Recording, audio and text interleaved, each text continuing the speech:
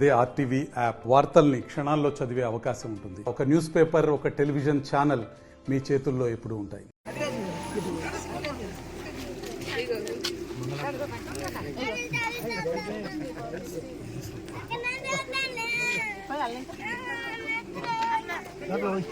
Bro నువ్వు అటు కొంచెం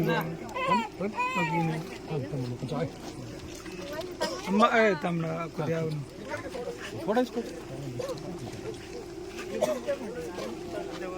గురువారు ఒకసారి రండి.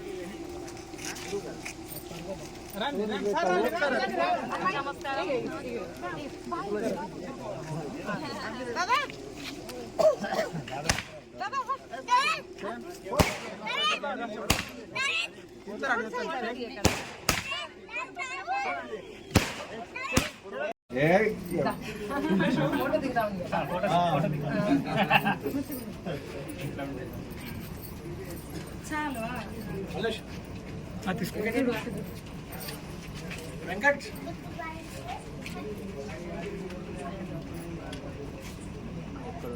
వెంకట్ రా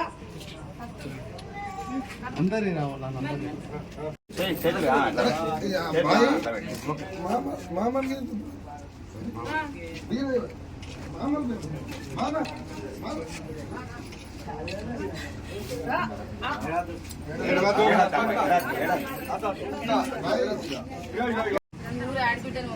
ఆశీర్వదించండి.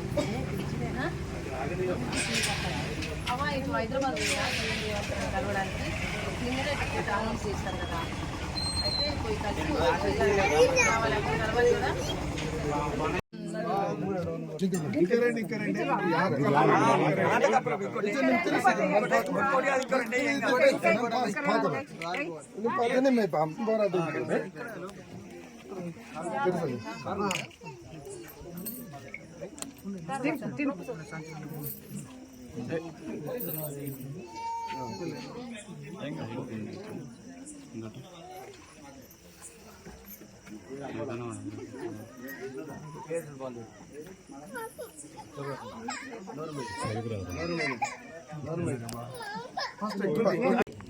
నాకు టికెట్ అనౌన్స్ చేసిన తర్వాత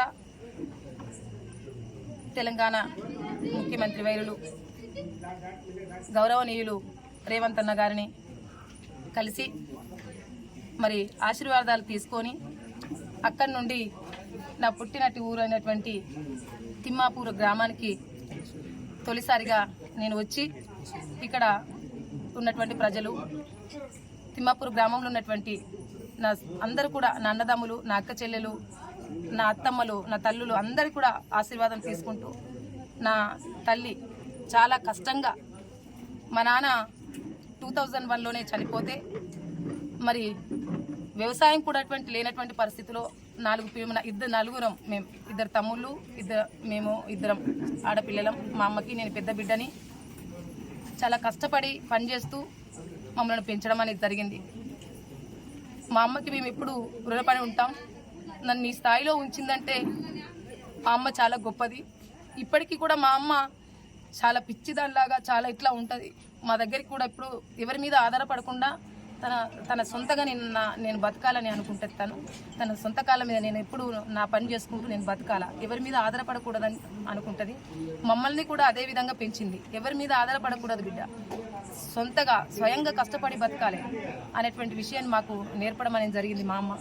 అందుకేనేమో ఈరోజు నన్ను ఈ ఆదిలాబాద్ పార్లమెంట్ ప్రజలందరూ కూడా గుర్తించడం, ఈ ప్రజల్లో గుండెల్లో నేను ఎల్లప్పుడూ ఎల్లవేళలా మా అమ్మ ఆశయం ఏదైతే ఉందో, నేను నాకు పెళ్లి చేసినాక నా భర్త ఆశయం ఏదైతే ఉందో అది తప్పకుండా ఈ ప్రజల మధ్య ఉంటూ, ఈ ప్రజల సమస్యల్లో ఉంటూ, ఈ ప్రజల సమస్యలు తీర్చేదాకా నేను తప్పకుండా కాంగ్రెస్ పార్టీ యొక్క ఆశయం, నా యొక్క ఆశయం ఈ ప్రజల్లో నేను నెరవేర్చడానికి తప్పకుండా పనిచేస్తాననేసి ఈ సందర్భంగా తెలియజేస్తాను. మరిన్ని వీడియోస్ కోసం ఛానల్ ని సబ్స్క్రైబ్ చేయండి, లేటెస్ట్ అప్డేట్స్ కోసం వాట్సాప్ ఛానల్ ని ఫాలో చేయండి, అండ్ లింక్ డిస్క్రిప్షన్ లో ఉంది.